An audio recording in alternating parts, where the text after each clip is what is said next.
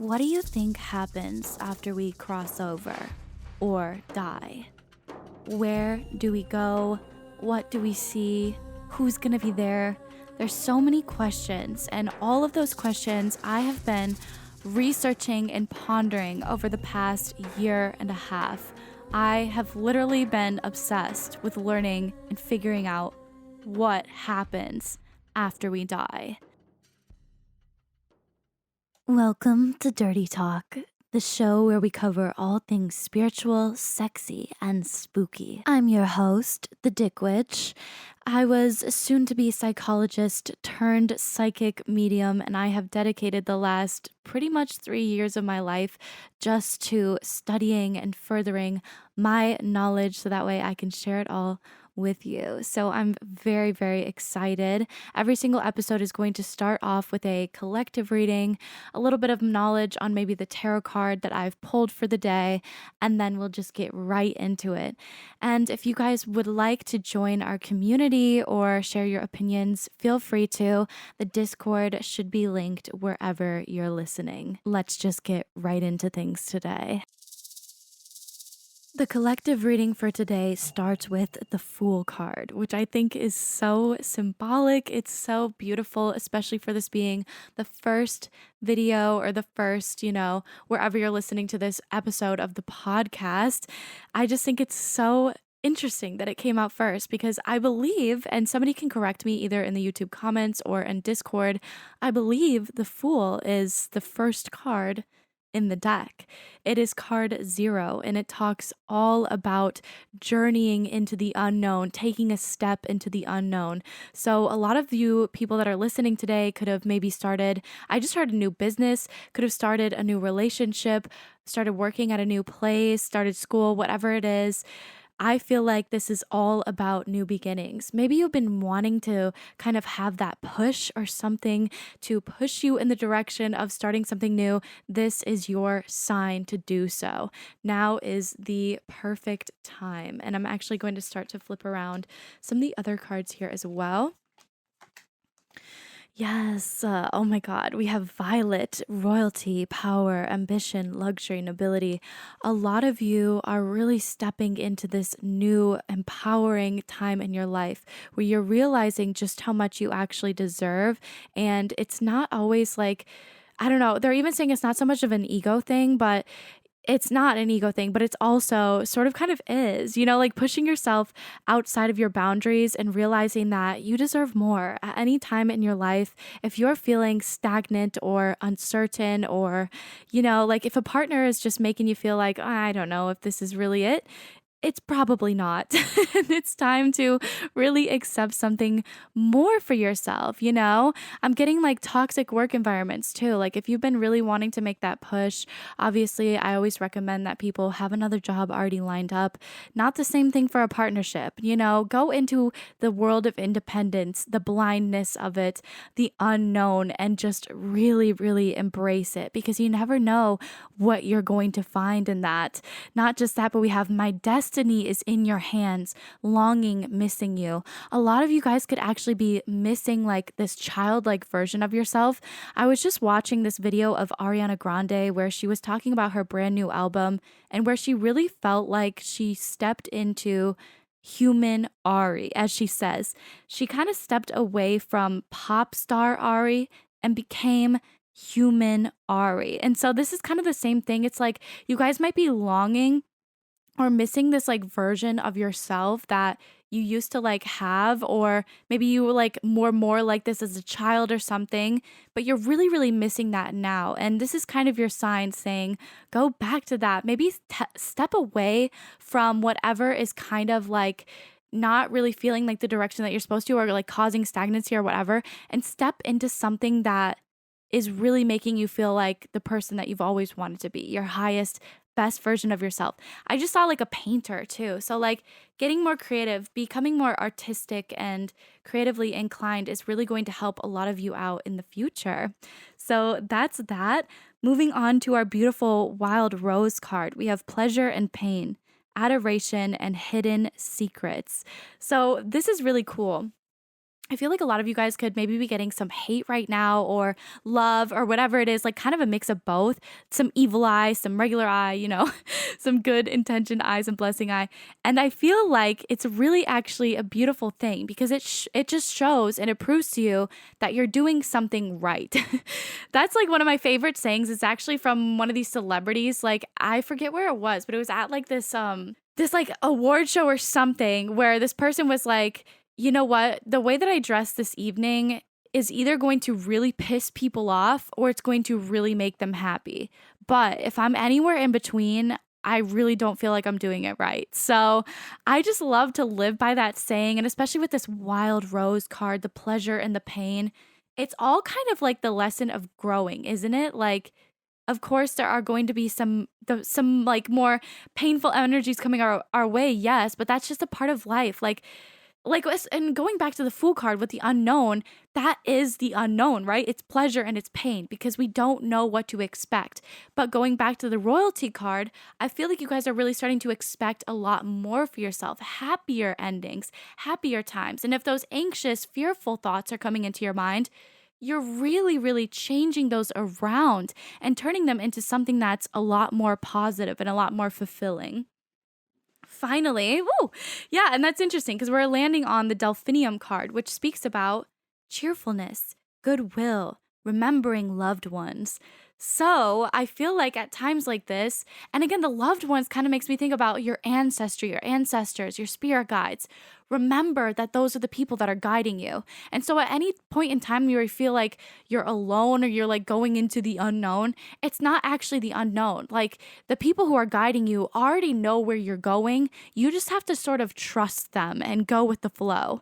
Not just that, but embracing more of this beautiful, cheerful side to yourselves. Remembering the goodwill of the world, of the universe, and remembering that people in their entirety are actually good. There's a lot of good and beauty in this world. Yeah, and I've been getting this channeled message for a long time, so I'm just going to say it here, but getting into the flow of good karma, right? Racking up good karma. How can we do this? Especially after periods of like stagnancy or whatever else is going on. I feel like racking up good karma is always just a thing to do. So how can you do this, right? You can do this by opening the door, maybe not just for one person, but for a group of people. If you see somebody that is maybe, I don't know, like what comes to mind of initially is like an elderly woman, right? She's like got a full cart. She's shopping by herself. She's going back to her car. Maybe help her load the groceries into her car, maybe be there for her and help her do that. And you never know who you might meet through that or who might be a new connection just through helping them out. Or if you see somebody that dropped everything on like the side of the road, they're like scrambling to pick everything up. You never know who you're going to meet through either that person or through that one occurrence, or not even so like ego driven too. They're telling me because they're always saying, pull back your ego a little bit, reassess the situation. We're doing this to help out other people. And to help out other people encourages other people to be kind. Like if you guys have ever seen like the pay it forward kind of thing, like that kind of experiment to see how far people will go, like how many people will actually pay it forward. And it's a lot of people at the end of the day. Like it's a lot of people that end up, yeah, of course, I'll take the next person's. Like, yeah, sure, no problem. I'll take the next person's, it just keeps going because people want to be a little bit of that relief or a little bit of that like kindness and just share like, even if it's like, I'm just going to buy your drink today. Like, that's it, Like, I don't know. I just thinking about more of that positivity, thinking about more of the energetic flow that good karma will bring us if we just continuously keep it up, And if you smile at somebody that looks like they're having a bad day, or I love those videos where people will like pass out flowers, like they'll buy a bouquet of flowers and then they'll just go downtown or wherever is the most popular, wherever is the most busiest, and they'll just hand out roses to people that look like they need a rose for the day, It's all about getting in the flow of good karma and increasing and encouraging more of that beautiful, wonderful good karma in our life, because the more that we do that, the more that it is going to multiply and spread throughout our entire lives. So the Fool card, great card, you guys, great card. And just to speak a little bit more on the card too, he has a dog at his feet, because I feel like there's a lot of things that are like warning him from the journey, like there's a lot of things that are trying to be like, okay, you have to realize that this is a risk, but it's going to be worth taking, And I always think about the Fool card. I think about actors, actresses, people starting businesses, people, all over the world have taken these risks, have already gone down these paths before we've even walked them. And that alone makes you feel less alone in the situation, That alone makes you feel less alone, because there's always people that have done this before you, and people who have risked even bigger and even better things, and things have worked out for them even better than they could have even imagined. So always keep that in mind. It's not really the fool. It's kind of the smart person because it's worth the risk at the end of the day. But yeah, that's all that I have for the reading for today. But let's go on ahead and move into our topic of the day. I'm very excited for it. Woo! To start this off, I'm actually going to quote something by the author or poet, T.S. Eliot. And this actually made me come across like the biggest epiphany that I think I've ever had in my entire life, you guys. So I thought that this was pretty crazy. And this is why it was the perfect first topic about this today, because I could literally talk about this forever. So let's just jump right into it. The quote says, and this is from his poem, The Love Song of 𝘗𝘕𝘓. And I actually discovered this because it's one of Emma Watson's favorite poems, favorite books. I don't think it's a book. It's definitely a poem. But like, that's what came up when I looked up what she loves to read, because I'm a big Emma Watson fan. She is just such an amazing and beautiful scholar. And I just love to read whatever she reads. I feel like she has such great taste in books and everything. But anyways, the last line in this poem says, "Till human voices wakes us and we drown." And while very, very simplistic, I wanted to just break this down along with the epiphany that I had. So, till human voices wake us and we drown. This basically made me realize that before we even are officially dead, as long as we stick to the correct path that we are sort of supposed to, I think before we're even officially dead, like our body is dead, I think part of our soul is kind of already in heaven. Because, I mean, and they're literally telling me, like, of course, yes, it is, because that's what our intuition is. Like, that's where the piece of our soul is like kind of already in heaven. And while I may be saying like heaven to you guys, like I was raised Catholic. And so that's just kind of like my perception of it. I do not believe in hell also. Let's get into that. There's no such thing as hell. Nobody goes to hell. Everybody just goes to a place of learning after this. And I guess we're just getting right into this. But the first thing after you cross over that you typically see is like, whoever your loved ones, whoever like you really have like a strong soul tie to, there's like people that are typically like designated that will help bring you over, if that makes sense. Like, so when you're first like getting pulled over there, there's going to be somebody that like has done it before. They've already pulled somebody over. So like you'll have the easiest time getting over there. It'll also be somebody that you love that like makes you very joyous. And this is kind of going back to like the till human voices wakes us and then we drown.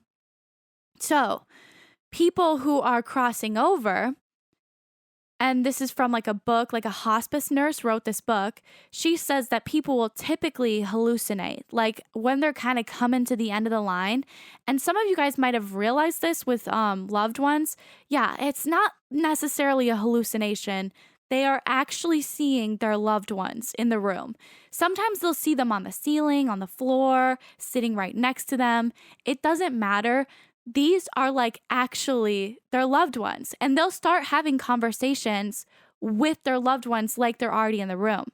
So when I say that like before we even cross, a piece of our mind is already in heaven, that's kind of what I'm talking about, is like they're like they're in the in between, basically. It's like they're not officially dead, their body is still here, but they are now talking to other people on the other side as if the other side is here, because like it's very interesting. Oh my gosh. And we'll get into like more spooky stories and like all of this for the future.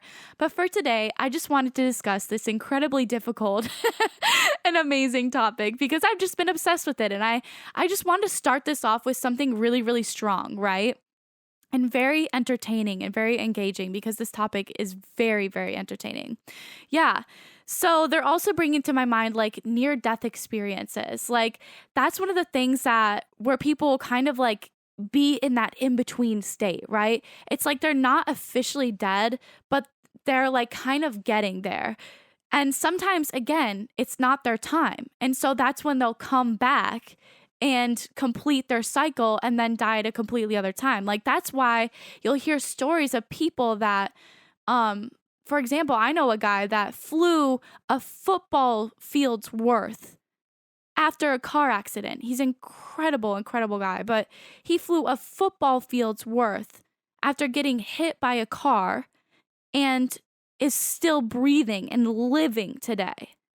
Obviously, there was a huge period of recovery, but what I'm trying to say is that, like, when it comes time for us to cross over, that is the time for us to cross over. And that is not necessarily something that we can control. We'll get into, like, other deeper topics a different time. But for now, I'm just going to stick to, like, the regular timeline of death, right? Like, we come up to this portion of time in which like we could cross. So what I've learned from medium Alison Dubois is that when it is our time to cross and we're right on time, we're getting into it, right? Like that's normally like the more slower kind of crossings. Like that's normally when people will fall asleep and cross over. But if you are like, you know, kind of stubborn, if your soul is more on the stubborn side, you're more likely to kind of like stay on this planet. And so if you sort of surpass the times in which you were meant to pass away and you start getting to the end of your timeline, that's when more of the kind of sudden deaths come into play.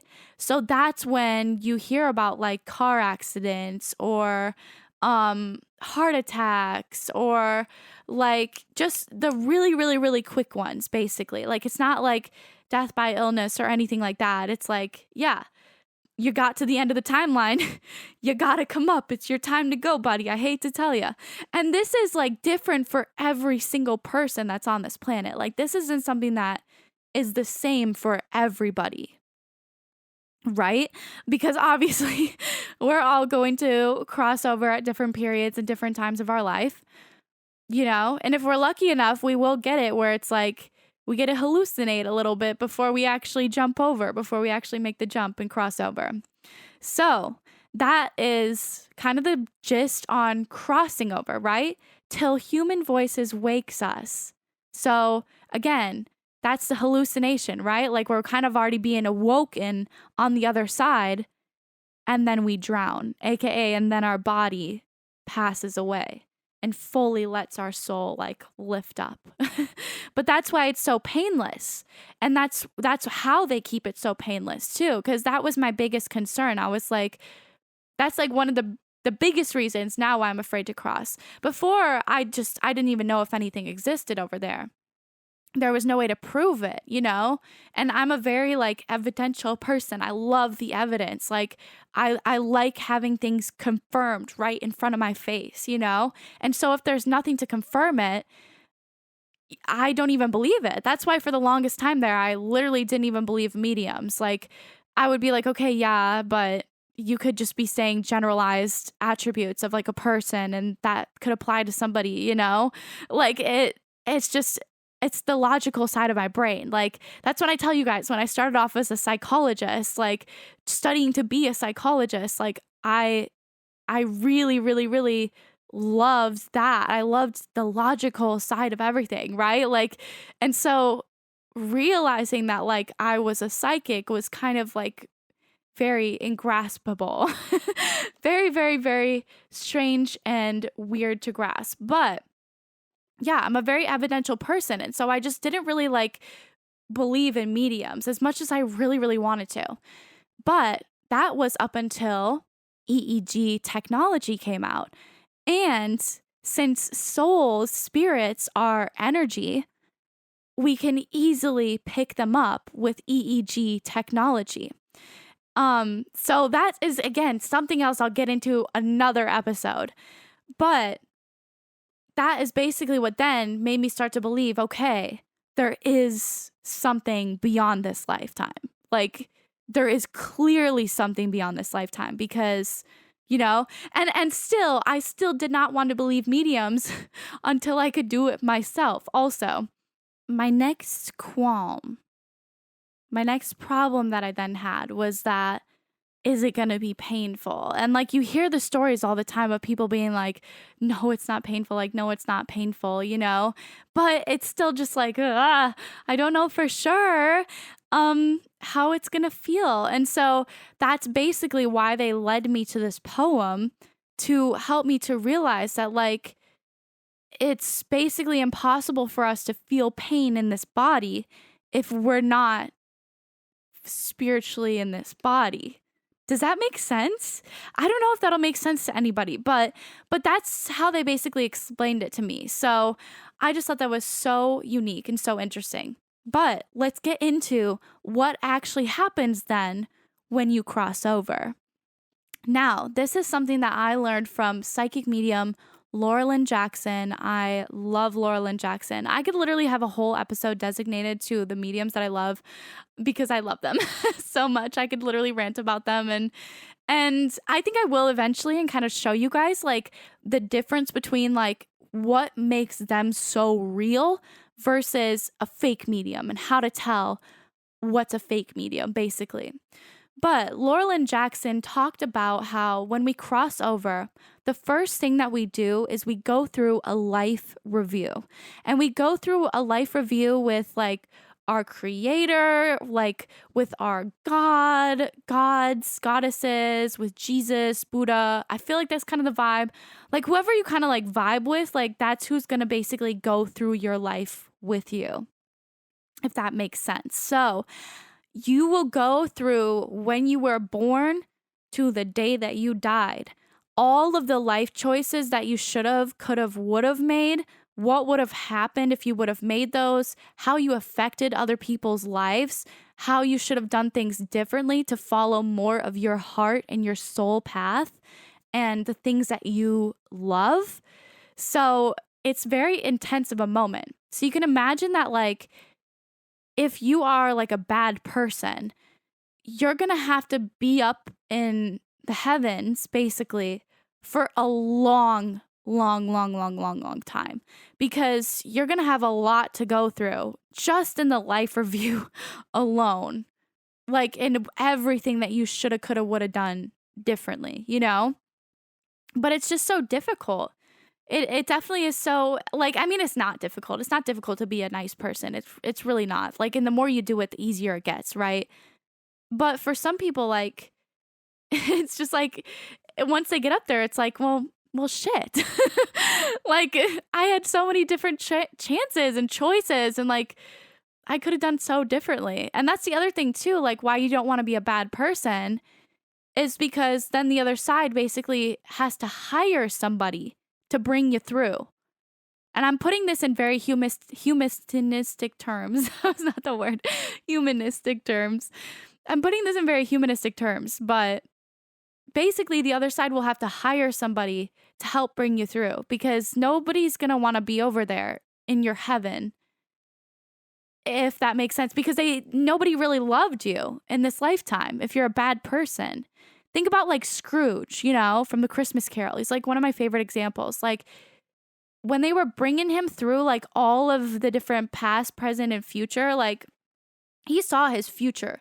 He saw that when he had his funeral, nobody showed up because he was a terrible person. He didn't care about anybody. He was very greedy, very egotistical, held on to his money like nobody else's business. Like he was like, nobody's getting this, not even the people who need it the most, you know? So nobody came to his funeral. Nobody showed up for him. And that's why it's so important to be like a good person in this lifetime. And if you're even questioning if you're a good person, chances are like you probably are, because you're at least empathizing and starting to, you know, realize. Majority of people that I attract here, I'm sure, are like angels. Like you guys are literally earthbound angels, I swear. But that's why it's so important to be like a good person in this lifetime, because like it really, really, really makes a difference. Like on top of the life review, then we kind of go through like lessons and learnings, and we will like do different things in heaven, like play through maybe different scenarios too, is what they just kind of showed me. Yeah, and on top of that, psychic medium, again, Alison Dubois, I adore her also. I really, really love her. I really vibe with her too. Like there's been a lot of weird synchronicities. I know I'm going to meet her like eventually. I might even become like close with her. Like this is just something I'm hypothesizing, because like the synchronicities like in our lives are just like really weird. Like it's very, very weird. Like I opened up a random book the other day and there was an entire chapter designated to her. And this is after I spent like an entire freaking library search looking for her books, looking around. But psychic medium Alison Dubois has basically talked about that our heaven is our life. This lifetime that we are living and that we are creating right now is what our heaven is going to be. So we can go back to any point in time in our lives. Like we can either jump around to multiple different points that bring us like happiness, bring us joy. Or if there's like one particular point in your life that like, and your soul will know this, like this won't be something that like you have to think about right now because you have a lot of ego affecting it. But your soul will know like when you felt the most happiest. Like that could be your wedding day. That could be when you have your first child. That could be when you adopt your first pet, get your first house all by yourself, start up a company, start up a business. It's at any of those points. And then at any point in time, you can also go back in the timeline to like replay different memories that you had that were very, very satisfying over and over and over again. So in terms of like heaven, that makes a lot of sense then why reincarnation exists, right? And again, like I'm a Catholic talking about this stuff. I feel like there's not a lot of Catholics out there that believe in reincarnation, but I believe in it 112,000%. Like, again, I could do a whole other episode on just reincarnation alone, but I just think it's so fascinating.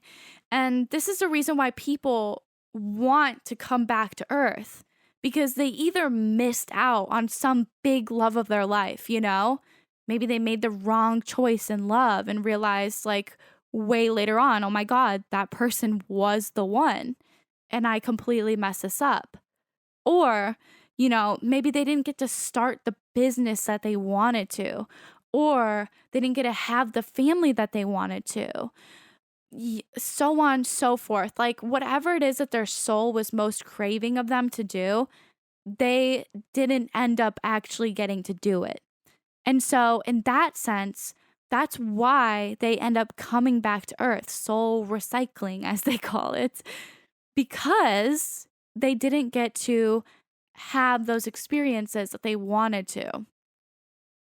So they're basically forced to come back and relive it all over again and create their heaven all over again. And so when you're thinking about this lifetime right now, it does not matter how old you are. It does not matter how many life experiences you've had, whether you're married, unmarried, with children, without children, whatever in the world is happening. This right now is your heaven. How can you make every single day filled with a little bit more magic? So that way you will want to come back and relive this and relive this and relive this. And some people out there might be thinking to themselves like, I don't know, like I feel like I'm too old, you know, or whatever. Like, I feel like that's something that I hear a lot from a lot of people, is that like, I'm too old. Like, you know, I don't know. I can't, period. And like, I feel like we have to start rethinking this whole phrase, like, I'm too old, because, and this is like a little bit of personal tea, but I have worked with, retired sisters, retired nuns from, I don't even know, like 80 to 104. And I will tell you guys, the quickest way to age yourself is to act your age, if that makes sense. Because I knew some of the sisters there that were 99 years old, freaking wheeling around, like tearing up gravel, because they were just kind of just zooming past me, you know? And they were 99 years old, fully cognizant, everything. So if you're sitting there and saying to yourself, like, I'm too old or whatever, change your tune, change your attitude, because there is always things that you can do to check things off your bucket list. Make a bucket list. Check that off your bucket list. To have the first one be make a bucket list. And then you can check it off. And there you go. You're already started. You're already on your way. Yeah. And I'm big into manifesting, big into visualizing and all of this, vision boarding. I already have a big head start on my vision board. So I'll definitely be making an episode about that as well. But I just wanted to kind of bring this to everybody's attention, because when I learned about this, I was like, that clicks so easily in my brain. I'm like, that makes so much sense now. Like, not only why we have more souls, but also like why we have so many to begin with, you know? Yeah, and we'll get into like soul recycling and all of that in like a different day too. I feel like that'll be all about reincarnation. Like, that episode will be all about reincarnation. But I just want to start y'all off with like a little introduction as to what happens when we cross over. Why is it so important to be a good person in this lifetime? And as I'm asking these questions, definitely try to reflect on what you've learned in this episode too. And try to think about how you can apply it more to your life. Which is interesting, because at the way beginning of this too, we actually talked about creating more good karma, getting in the flow of good karma, and how you can create more good karma in your life overall. Karma, karma, karma. Karma, karma, karma, karma, karma, chameleon. Okay, I don't want to do too much in case of, you know... what would they do? It's just me saying it. Like, what could they do? But you never know. With the technology that we have today, you guys, it's crazy. It's so crazy. Yeah, and that's another reason, like, not to have, like, an excuse as to, like, not to live your life, right? Because this is the heaven that we're making right now. So no excuses. No excuses as to, like, I can't do this or I can't do that. Yes, you can. You can find a way. There's always a way. There literally always is a way. I love that quote from Audrey Hepburn that says, like, nothing is impossible. Even the word itself says, I'm possible. And like, I can't pass him. Okay, anyways. It's literally just like, I love that quote so much. It's so cheesy, but it's so true. The word itself literally says, I'm possible. So really be thinking about that. Why is it important to be a good person in this lifetime?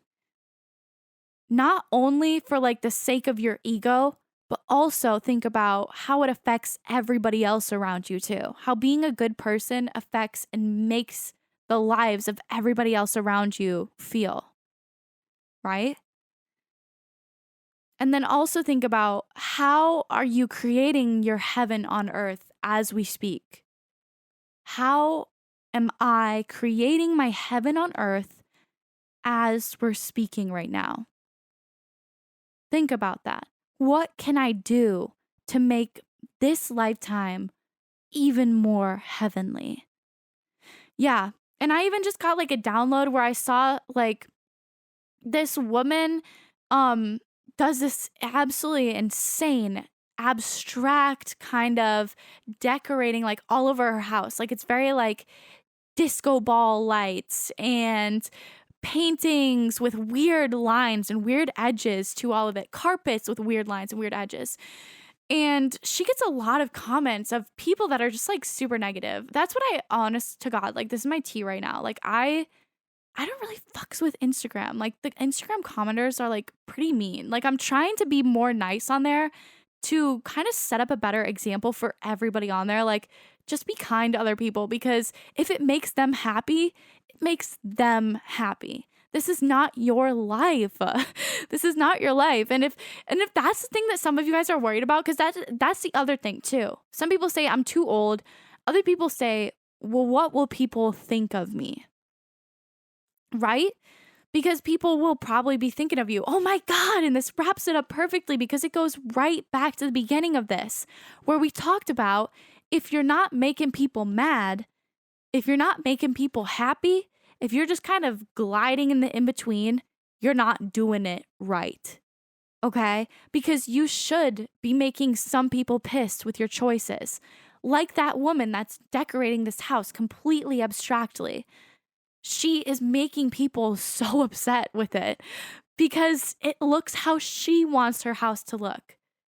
But if you think about it from the heaven perspective, she's going to be able to go back, kick it in this gorgeous, gorgeous, gorgeous place anytime that she wants to.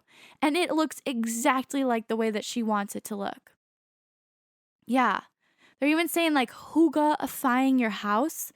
ℚ𝘬𝘋𝘐𝘙𝘔 is a Dutch term, I believe. And it just kind of talks about like cozying up your place a little bit. Cozying up your atmosphere and your space, adding candles, soft blankets, pillows, cozy music, literally anything. Make your space, make your life more heavenly. Okay? And that's how we're going to end it for today. What happens when we die? Now you guys know. And again, it's all based off of the T.S. Eliot quote, which I'm obsessed with. Till human voices wake us and we drown. So cool. Alrighty. I love you all. Thank you so much for watching. If you guys would like to join a community of like-minded, spiritual, baddie, beautiful, talented, intelligent, incredible, amazing, I love them community, you can feel free to join our Discord. Again, the links will be either down below or wherever you are listening to this. And if you want to see more from me, the 𝘖𝘋𝘙𝘛, you can check out my YouTube channel or my personal YouTube channel, 𝑘𝑚 Benedict. I love you baddies so, so, so much. Thank you so much for tuning in today, and I will see you next week. Bye-bye.